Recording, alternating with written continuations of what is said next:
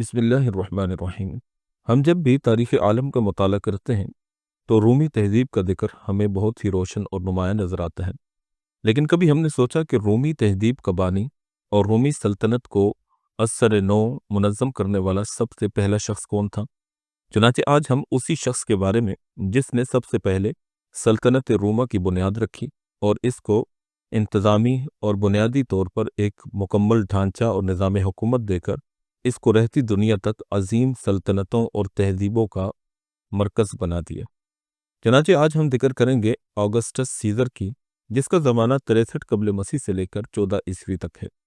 سلطنت روما کا بانی آگسٹس سیزر تاریخ کی چند عظیم مرکزی شخصیات میں سے ایک ہے۔ اس نے خانہ جنگیوں کا خاتمہ کیا جنہوں نے اولین عیسوی صدی میں رومی عوام میں خلفشار پیدا کر دیا تھا۔ اس نے رومی حکومت کو منظم کیا حتیٰ کہ داخلی امن و امان اور آسودہ حالی آئندہ 2 صدیوں تک قائم رہی۔ قائس اوکٹاویس قبل مسیح میں پیدا ہوا۔ اسے عمومی طور پر اوکٹاوین کے نام سے جانا جاتا تھا۔ اس نے 35 برس کی عمر میں اپنے لیے آگسٹس کا نام منتخب کیا۔ وہ جولیس سیزر کا پڑپوتا تھا جو اوکٹاوین کے دور جوانی میں روم کی ایک ممتاز سیاسی شخصیت تھا۔ جولیس سیزر کی اپنی کوئی جائز اولاد نہیں تھی۔ وہ نوجوانوں کو پسند کرتا تھا۔ اس نے اسے ایک سیاسی زندگی کے لیے تیار کیا۔ 44 قبل مسیح میں جولیس سیزر کا انتقال ہوا تو اوکٹاوین بھی ابھی محض 18 برس کا طالب علم تھا۔ سیزر کی موت نے متعدد رومی عسکری اور سیاسی شخصیات کے درمیان اقتدار کے حصول کی کشمکش شروع کر دی۔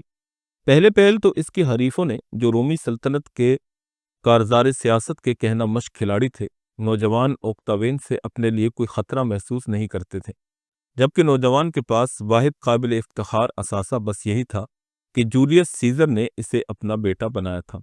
اس افتخار سے بھرپور استفادہ کرتے ہوئے اوکٹاوین سیزر کی فوج کے ایک بڑے حصے کی حمایت حاصل کرنے میں کامیاب ہو گیا۔ سیزر کے کئی فوجی دستوں نے مارک انتونی کی طرفداری کا فیصلہ کیا، جو سیزر کے قریبی ساتھیوں میں سے تھا۔ اگلے چند برسوں میں ہونے والے ان داخلی جنگوں نے بقیہ تمام حریفوں کو منظر سے صاف کر دیا۔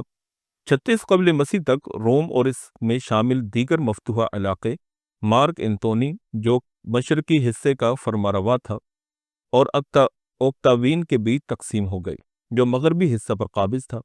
اگلے چند برسوں تک ان کے بیچ ایک عارضی طور پر التوائی جنگ قائم رہا۔ اس دوران انتونی نے اپنی بیشتر توجہ کلوپیترا سے اپنی محبت پر مرکوز رکھی، جبکہ آگسٹس اپنی حیثیت کو مضبوط کرتا رہا۔ 32 قبل مسیح میں ان دونوں کے بیچ دوبارہ سے جنگ چھڑ گئی، جس کا نتیجہ 31 قبل مسیح میں اوکٹیم کے مقام پر عظیم بحری جنگ میں اوکٹاوین کی فتح کی صورت میں ظاہر ہوا۔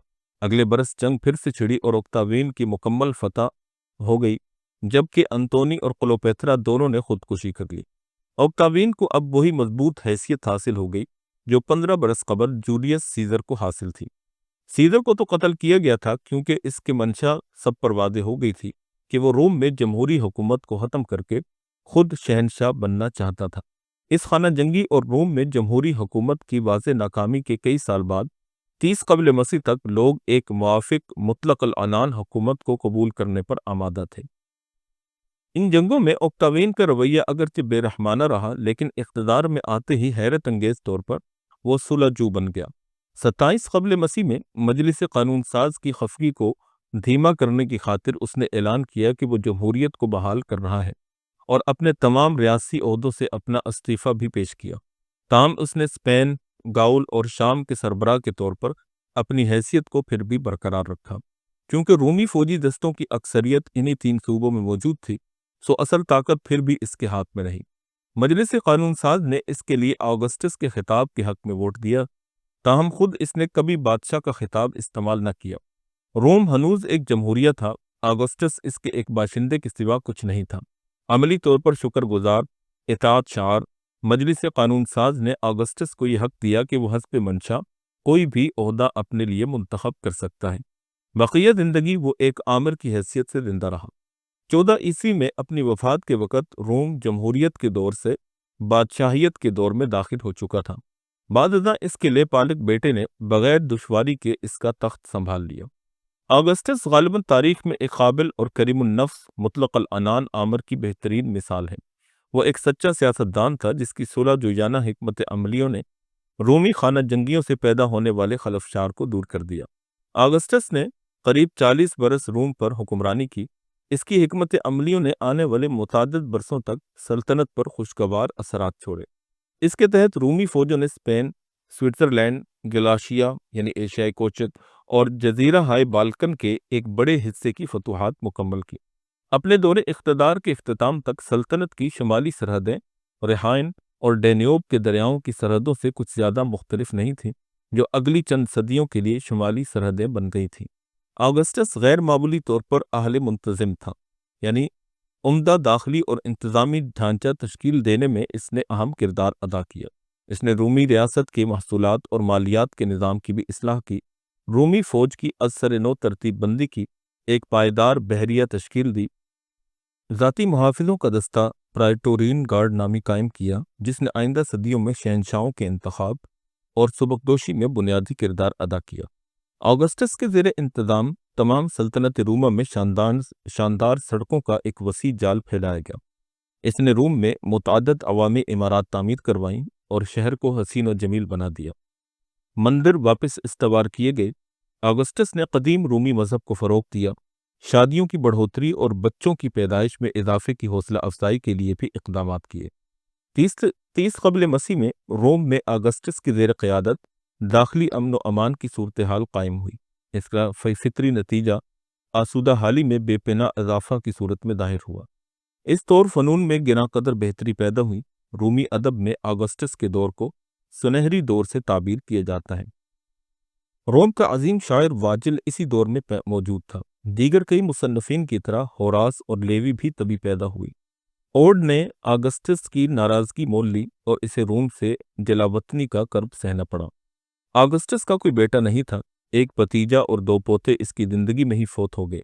اس نے اپنے سوتیلے بیٹے ٹیبریس کو گود لیا اور اسے اپنا جانشین مقرر کیا، لیکن یہ شاہی سلسلہ جس میں کالیگولا اور نیرو بھی شامل تھے زیادہ دیر چلا نہیں، جبکہ آگسٹس کے تحت شروع ہونے والا دور امن و آشتی جسے پیکس رومانا بھی کہا جاتا ہے قریباً 200 برس تک جاری رہا۔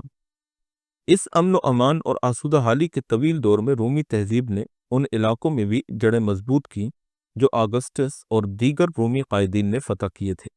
سلطنت روما ازمنہ قدیم کی سب سے شاندار سلطنت تھی اور واقعی ایسا ہی تھا، کیونکہ یہ روم قدیم تہذیب کا عروج بھی تھا، نیز یہ بنیادی واسطہ بھی تھا جس کے ذریعے دنیا قدیم کی اقوام یعنی مصری، بابلی، یہودی، یونانی اور دیگر کے خیالات اور تہذیبی ورثہ مغربی یورپ کو منتقل ہوا۔ آگسٹس اور جولیس سیزر کا موازنہ دلچسپی سے خالی نہیں ہوگا۔ اپنی خوبصورتی، کردار کی پختگی اور عسکری فتوحات کے باوجود آگسٹس میں اپنے پیش رو جیسی شخصی سیر کی کمی تھی۔ جولیس نے اپنے ہم عصروں سے آگسٹس کی نسبت کہیں زیادہ پذیرائی حاصل کی اور ہمیشہ اس سے کہیں زیادہ مقبول رہا۔ تاہم تاریخ پر اپنے حقیقی اثرات کے حوالے سے آگسٹس کا مقام بلا شبہ بہت ہی بلند ہے۔ اگر آگسٹس اور سکندر اعظم کا موازنہ کیا جائے تو یہ بھی بامعنی ہوگا۔ دونوں نے اپنی نوجوانی میں عسکری فتوحات کا سلسلہ شروع کیا، تاہم اعلیٰ مراتب کو پانے میں آگسٹس کو کہیں زیادہ حریفوں کو زیر کرنا پڑا۔ اس کی عسکری اہلیت سکندر جیسی غیر معمولی تو نہیں تھی، لیکن یہ مؤثر ضرور تھی اور اس کی فتوحات بھی کہیں زیادہ پائیدار ثابت ہوں۔ فی الحقیقت یہی ان 2 افراد کے بیچ سب سے بڑا امتیاز بھی ہے۔ آگسٹس نے محتاط اندازے میں اپنے مستقبل کی عمارت کھڑی کی، نتیجتاً انسانی تاریخ پر اس کے دور رس اثرات بھی کہیں زیادہ پھیلاؤ میں ظاہر ہوئے۔ آگسٹس کا موازنہ جارج واشنگٹن امریکہ کے پریزیڈنٹ سے بھی کیا جا سکتا ہے۔ دونوں نے قدر مماثل انداز میں تاریخ عالم میں بنیادی کردار ادا کیا، لیکن آگسٹس کے دور اقتدار کی قدامت، اس کی حکمت عملیوں کی کامیابی اور تاریخ عالم میں سلطنت روما کی اہمیت کے پیش نظر ہمارا یہ خیال ہے کہ اسے اس فہرست میں دونوں سے بلند درجہ ملنا چاہیے، یعنی جارج واشنگٹن اور سکندر اعظم سے اونچے درجے پر یقیناً آگسٹس ہی فائز ہوتا ہے۔ آپ نے آگسٹس کے بارے میں تفصیلی معلومات سنی۔ امید ہے کہ آپ کو یہ سن کر بہت کچھ نیا سیکھنے اور جاننے کو ملا ہوگا اور آپ کے علم میں اضافے کا سبب بھی بنا ہوگا۔ مزید ایسی ویڈیوز کے لیے جو کہ تاریخی اور اسی طرح معلوماتی طور پر آپ کے سامنے پیش کی جاتی ہیں، ہمارے چینل کے ساتھ جڑے رہیے تاکہ ہماری نئی آنے والی ویڈیوز اور اپڈیٹس آپ کو ملتی رہیں۔ ہمارے چینل کو سبسکرائب اور لائک ضرور کر دیجئے گا اور اپنے دوستوں احباب میں شیئر بھی کیجئے گا، اور اسی طرح کمنٹ سیکشن میں اپنی رائے کا اظہار کر کے ہماری حوصلہ افزائی بھی کیجئے گا۔ اللہ پاک ہم سب کا حامی و ناصر ہو اور ہمیں دین اسلام پر استقامت کے ساتھ عمل کی توفیق عطا فرما دے۔